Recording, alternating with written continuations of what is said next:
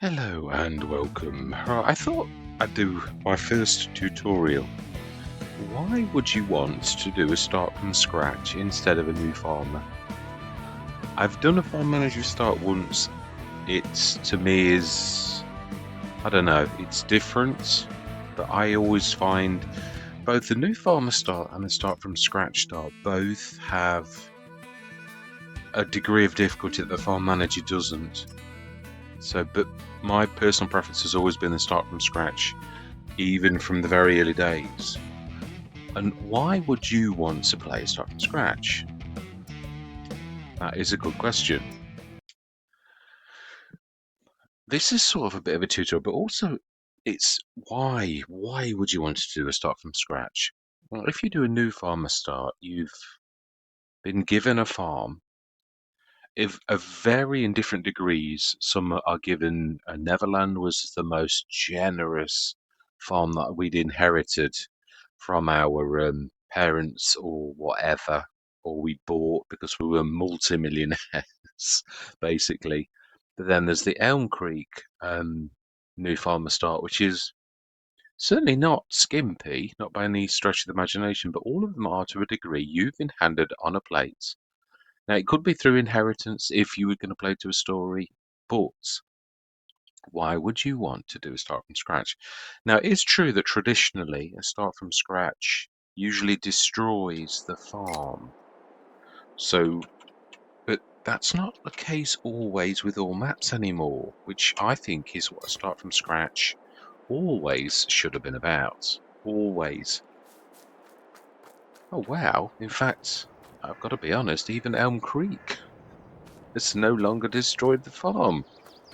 It used to be that this just disappeared in a puff of smoke. Literally, I've been on this on start from scratch, and it was all disappeared. Oh wow! You even get the sheds and everything. So why would you want to start from scratch? Because you're going to earn this farm if this is what you really want. But you'll earn it. You've got your cash. You've got your debt. It's not like even in FS19 where it was a little bit more. You've got 500 grand to play around with. Now you've got 500 grand, but 200 grand of that is a thing. Now, I've got to be honest. No, yeah, let's put it on dollars. Hard economy is hard. It is. If for best growth, personally, and I know you're arguing with the start from scratch settings, I would put it on normal if you want optimal growth, because it's going to be really tough. If you want a challenge that's going to be a challenge, but it's not going to be absolutely rock, then I'd knock that onto normal. Now then, if you're on PC, obviously there are a few more options that you have got that you've not got on the consoles, which is a shame. Now, I usually have all my settings on, and I always, and I mean always, have crop destruction on. There's no skirting around that. It's if you run over your field, you're going to damage it, and it's just tough. It really is, because that's what would happen in real life. And if you're going to try to play, usually slow that down. You could switch it off, but I do like it to be a bit realistic. You would get mucky, but I've got to be honest. Even on slow, it doesn't half get mucky quickly. I usually put the trailer fill limit on because some of the cheaper ones really don't let you put anything in. So I've wanted to play realistically for a long time, but I do switch that one off. And fuel usage, I usually go to normal rather than the high. Now, my normal settings, which this is something obviously that you can do on PC, but you can't do on console, which I do feel you paid. This was the single set of settings that really hurt me in the beginnings on FS22 that I absolutely hated with a passion, but had to put up with. So that would be my standard settings. Now, because I'm on PT and because I've got course play, the other setting I always used to forget was that I don't want the automatic repair, not at all. So that's it. And you literally start with. Now, this used to scare me a little bit more than it should have done, really. I hate the idea of that, and that it used to like, oh, I'm paying back my loan. But to be honest, what I've been doing recently is, although you've got the loan, the interest does not cripple you. It's something I've sort of got adjusted to in the last, because 500 grand, it's not a lot of cash. even a million wouldn't be a lot of cash for a farm. And on some maps, really, the land prices would mean that's next to nothing. I always hope for a little bit of luck with the vehicles at the very beginning. Right, let's turn this down because we're chatting. So obviously this is Elm Creek. What I'd like to do in time is buy this particular plot of land that we actually are at the original farmyard, or would I? You see, it is good, and I mean, I've got to be honest, on a lot of maps, it's really something nice to aim for, and it's not going to break the bank. We could afford it straight away, and it has got those 3 fields, which is, yeah, it's nice, but it's also the one other thing which is very good is it's very close to the shop. It is, and that I do like. But I've got to be honest, I'd like to aim for something a little bigger. Now, I've frequently, this was my field start, could become why. Now, this is, another thing about start from scratch. If you're going to have a farmyard and you're going to build one yourself, even if it's just rudimentary, the one thing you've got to look for on a start from scratch is, first of all, how much is that? It's actually as much as the proper farmyard, but you've not got all of those buildings, which is both an advantage and a disadvantage. But you've got space, and that can be important. It's also not a bad, yeah, it's slightly better yield potential and a much, much bigger field. But not only that, it's also got the potential to be quite a lot bigger, or you've got the space for productions, which is brilliant, unless, of course, you're going to buy them like around the map. But then you've got the disadvantage of location, location, location, as my geography teacher always taught, which is distance is your enemy. It is. The more you've got to, now we know that productions sometimes don't need you to go to them, but other times they do for you to grab things from it, to put things to it. Sometimes you can play them completely, but having played a sugar baron and an oil baron, I still need to go to my production to drop it in unless I've got one of those productions that will send it to it. Again, that's another way to do it. So then, if we are, yeah, there's that one too that's got a bit of land around it. That's a little less, but it's more field, and it's also got a road going through it. 17's a nice one. You've also got to think for the future. The one thing I always like to look for is what am I aiming for long term? What is what sort of patch of fields? I don't want to be too far away from the shop, but that's not the only thing. As long as I've got a good patch of fields in time, I don't care if I'm a long way from the shop because I will be like growing my own seeds, making my own lime, all that type of stuff myself. So this is a set. There's a lot of trees and things on that. It does not appeal to me personally. That one, again, we're talking long term. It stands alone. It would make fairly again. We're going from a flat, yeah, with the topography we can't see what everything's like. So this is just a rough idea of what things are. Now I've tended nearly always to go here because of the fact that we are close to the shop. And again, I still don't think that is a bad idea. But I say the other thing is that one we could afford, but it would nearly cripple us. We'd have 140 odd thousand left. Is that right? No, 234,000 we'd have, but we need equipment. But the other thing is you can see what is already planted, if anything, and also what is, because we're starting in August, is there anything ready to harvest? That's the other thing. We've got no harvester. It is August. We can lease. Yeah, there's all of these rules that you can play, and you can also play more challenging where you can't lease and you must own and all that type of stuff. You can't have a generator. You can have a generator. All of them offer a degree of difficulty. But the number one thing I'm going to say is you want to pick something with additional land. Now that's not bad, but again, it is 267. That's 372. That one I think is really good, and I've had that one once. I think was it? No, it was that one. Yeah, it was 18. It's dead opposite the shop. It's got an awful lot of land, and there is some trees in it. It is true, but it is a really good one. But could we make it work? And what has it got in it? Ooh, it's got sugar beet in it. Sugar's not a bad thing to place to start, really. So we're in August. What is in the sales? That is always my, because this you really could do with a cheap tractor. Now there are lots of modern ones now, so there's no real excuse, but it is nice if you get something that is really good. And we have, we've got the Vadastad, the 6 meter. It's only the seedy one though, but it's still very good. Although one could argue that you can actually get things even more cheaper than that, really, in the seeders and planters range, if you're going to have to do that. So let's have a look. What would I think would make a good seeder? Now, the one good thing is we don't really have to make a decision about seeders and planters right now because it's already planted. Now, of course, the other thing is precision farming. I always play precision farming because it is quite an advantage. And you'd say an advantage? Absolutely, it is. Right, so then, what are we going to do? No tractors. And there is, well, I suppose, if we were thinking of sugar beet,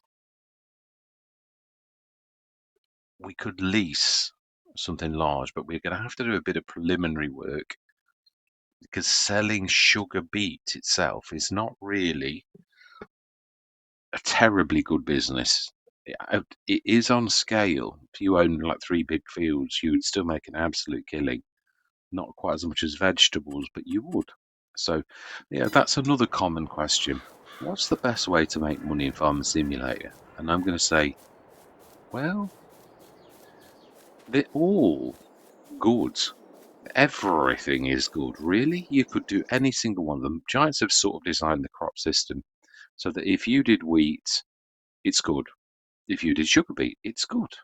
The yield is higher, but then you need to lug more of it. So, and the price is lower because you get more of it. So, it sort of is fairly balanced.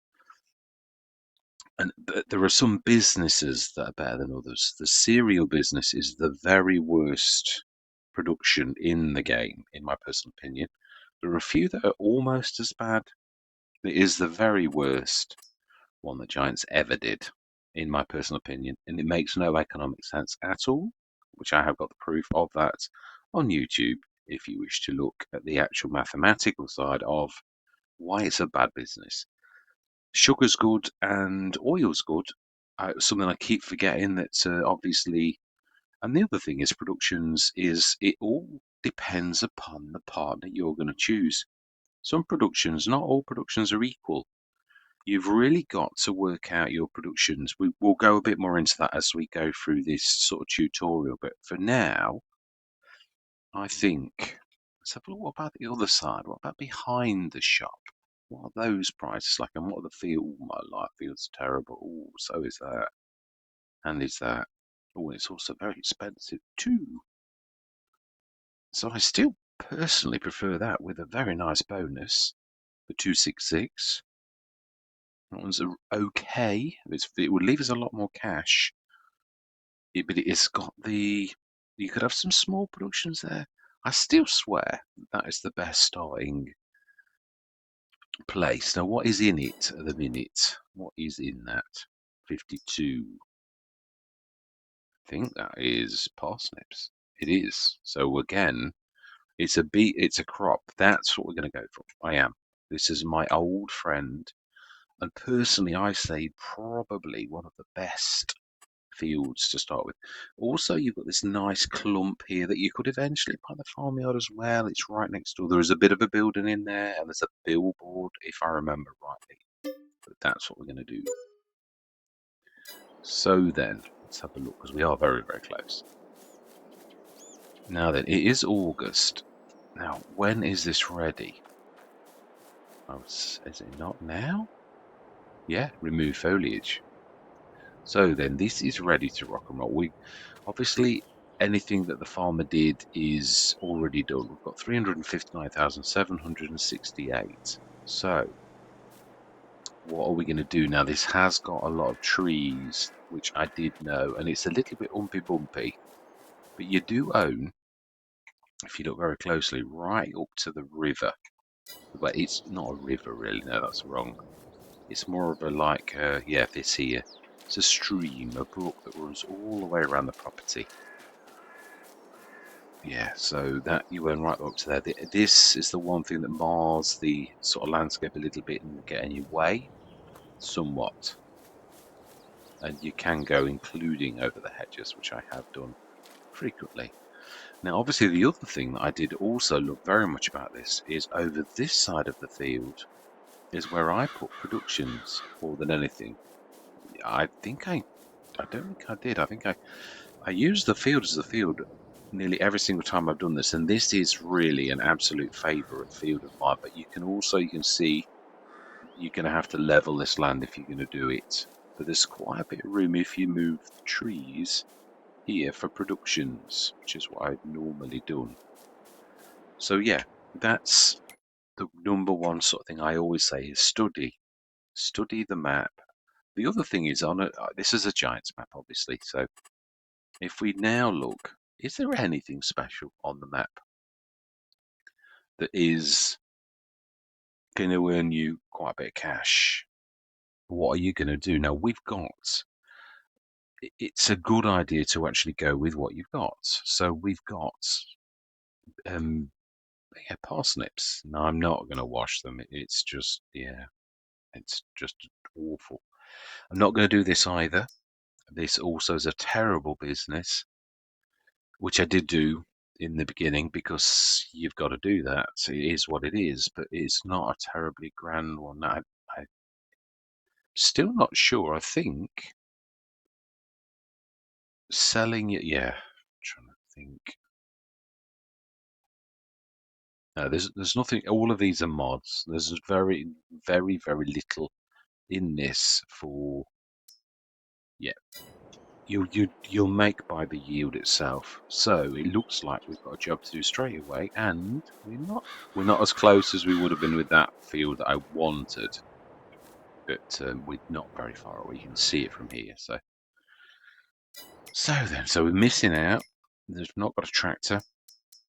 Unless we're going to go into, what's the farm sack? No, it's an 8 meter. No way, Jose. So we could go for that 6 meter, and it's not bad. But again, we can go for things that are probably as good as that anyway. And there is no rush. So, yeah, the other thing that I would probably choose to do we've gone for normal economy, is a generator. Now, depending on if I'm going to go for a storyline, as in like then all my crop, I'm not bothered about it, it's not going to produce much, so I'm not going to move with it. I'll put a good generator like the Lord's windmill, which will earn me 28 to 36,000 every month. And then what I usually do is I'll go through the sales. I used to do it for a full year, but I find that a bit, I think, no, we're going to start next March, April with whatever crop we're going to put down on the ground.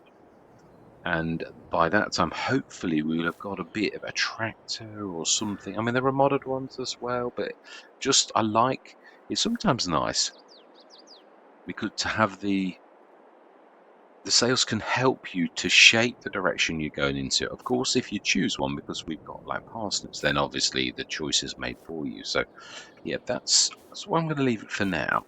Don't want it to be like a mega mega long one, but yeah, that's the beginning.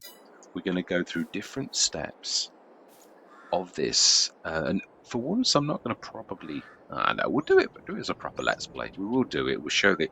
I'm going to time lapse all of the farming sequences so it's not mega boring, but I don't time lapse fast. So I do it so you can see what I'm doing and it's not zipping at 7 times or 5 times. It's only 3 times quicker, but you can still see most things without it being jarring and horrible. So yeah, and also you can see that I'm not cheating. It's the biggest reason I do a time lapse and not a montage or something like that, because I I can do whatever I like if I do a montage. You've got absolutely no proof at all that I did what I said because you don't see it. All you see is the end results. Now I'm not a cheat, and that's why I insist on showing you that I'm not. But that's just, yeah, without evidence, as far as I'm concerned. Oh my God, it's like with medium weed, so it's going to be quite a horrible crop amount, but it is what it is, and the data wouldn't matter now because it's already grown. So there's nothing we can do to make this better presently, except for harvest it, which we're going to do next session. So we've set the scene. Now then, are we going to put a generator down? One thing I'd like to do is probably prep the farmyard a little. Hang on a minute, have they? No, the billboard's still there. Yeah, it is. Yeah. Oh, I'm sure there was a fence down here. No, there probably wasn't. It's a long time since I played on Elm Creek. It's beautiful, but I thought I'd pick this because it's the typical map that you would probably start on the Giants if you start on FS22. So therefore, I thought it's as a point that this is where I would literally bring us to go through a tutorial of sorts on why I think you should choose a start from scratch start. And as I said, if you really want that farmyard, we're only next door. Yeah, literally. So, yeah, if you insist on having this, it's not a terrible place. Yeah. I mean, again, yeah, I would probably be tempted if I did buy this. We would run these two fields together, definitely, straight away. And field 44 is so tiny that, yeah, really. But there are the fields behind which are quite close as well. So I do like this. This is a nice, very nice barn, actually. Although not terribly. I don't think I used it a lot when I was, but I could have used it more at the time. But then again, that depends on what equipment you've got. So anyway, yeah, I'm dawdling. Yeah, so we're down to $359,768. We have bought our farm. I say inverted.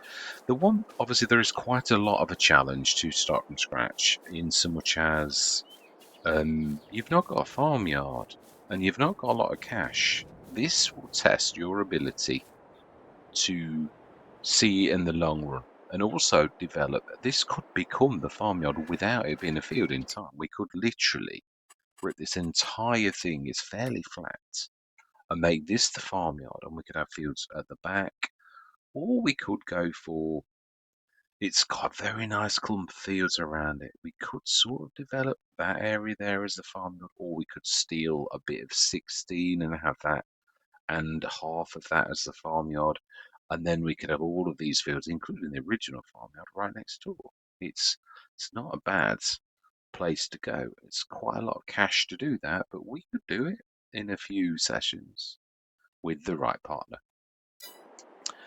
Animals 2, we'd have to rip up a field if that was the case over here. 55's got quite a bit of space on it. Again, if we were thinking of this as the farmyard here, there's a corner there that's very, very wasted, but there is a road running through it too, so we have got to be careful if we do that. Also, I suppose if we are 52, we're not a long way away from 56. We could sort of aim for that as our set of fields. Now that would be quite interesting. There's a lot of space there, really. We could chop the trees down and we could have the animals there. And we could actually develop that as the farmyard with our fields around us, which is the perfect farm in my personal opinion. Although I do tend to like to have sheds strewn about a little bit rather than all central, because you're going to be working your fields. And if you've got specific fields, now this is all crop, there's no grass fields, although of course we can make a grass field. But yeah, they're just my thoughts on why I think you should, for now, go for a start from scratch start over a new farmer start, because everything you do is going to be more challenging than being handed on a plane. If, of course, you're just starting the game. Oh, but I don't really know. No, even that. I just started the game in FS19. No, I did do a few new farmers first, though. That is true. I often stripped. I've always been a bit of a start from scratcher. Even when I did new farm start, what I tended to do was strip the assets down and sell everything and then buy another plot of land and actually be a start from scratch start, sort of, because it gave me a bit more cash. But still meant I'd got the freedom to do what I liked, build a few sheds in the middle. I've always been a bit sparse. I think less is more, personally.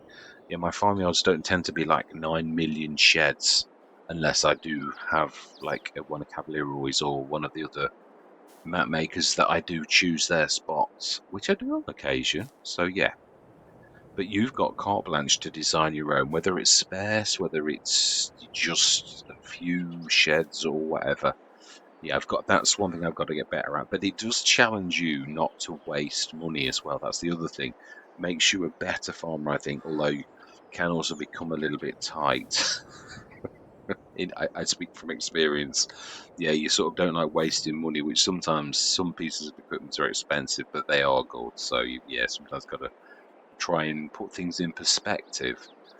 But yeah, that is what it is. Right, I'm going to leave it there. So I hope you join me on this rolling tutorial where we're literally really focusing upon the start from scratch start and also a few good productions and a few good sort of ideas on where to go, what to do, little tiny pointers that I picked up over the years of Farmer Simulator.